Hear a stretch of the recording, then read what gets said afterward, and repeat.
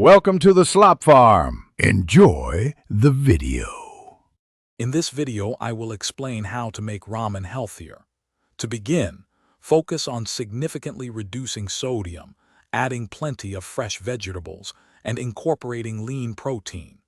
Controlling your portion size is also key to transforming this quick meal into a more balanced option. These simple adjustments can make a big difference in its nutritional value. One of the biggest steps is cutting down on sodium. Try using just half of the seasoning packet, or even less, and supplement with your own spices. Rinsing your cooked noodles can also wash away some excess salt. Consider using a low-sodium broth base instead of the packet for an even healthier option. Boost the nutritional value by adding fresh ingredients. Leafy greens like spinach or bok choy wilt perfectly into hot broth.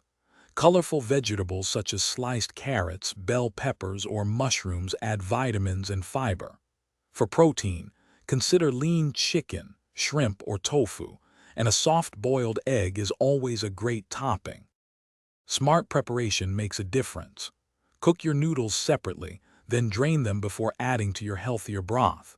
This helps control the amount of sodium and starch. Always stick to a single serving size to manage calories.